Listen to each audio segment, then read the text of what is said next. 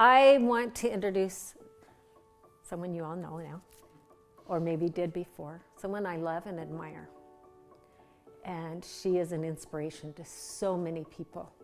And I am so grateful that she consented to be here for this retreat, because she is powerful and she is the epitome of becoming by overcoming. She is so good. And if you look at Portia, you see her strength, you feel her spirit, and it encourages you.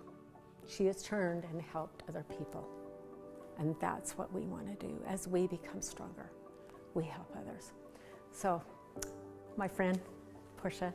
I remember driving away, and it just felt like a death to me. I thought, how can I do this? We drove to Dublin, California, 14 hours, and I walked into a federal prison with 1,000 women, and I can't even describe the devastation that I felt. Nobody was like, hey, nice to see you. There was nobody really excited that I was there. And so I got on my knees and I said this. I said, Heavenly Father, I feel like nobody to anybody. I have failed everyone in my life, my children. I am in the deepest hole. I have failed myself.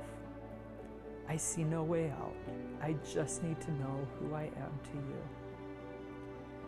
And I felt the most incredible love I've ever felt in my life, sitting on that floor in that cell. I felt not just love, but absolute connection to everything on this earth. And I could see that I have an important purpose in my weakest state. And I could see that everyone in that prison was so valued and important, more than I ever comprehended. I had no idea, and I could see we are loved beyond anything we can comprehend. And our ability and who we are is greater than anything I could imagine. That connection, that understanding of who I am, changed me.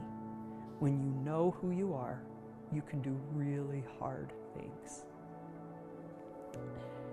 It's hard to even describe what it's like to have them call your name when you've been away from your family, but that day came where my husband was waiting outside with flowers, and they said louder, over the intercom, and I have this little box of things, and my heart is so full, I think I'm gonna burst.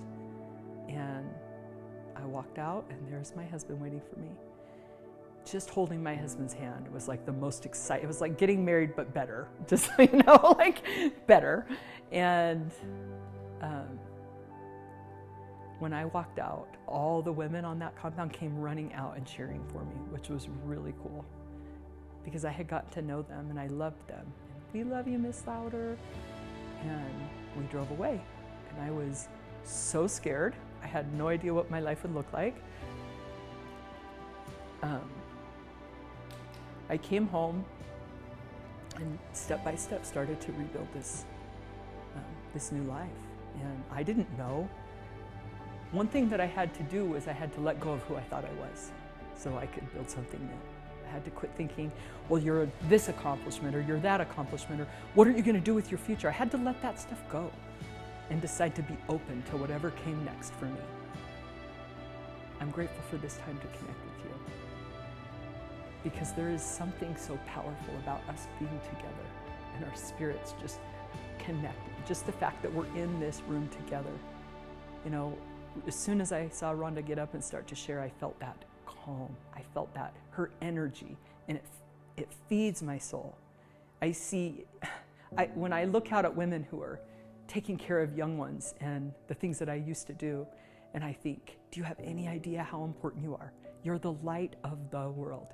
Whenever I see people so different now, I see how every decision we make impacts each other.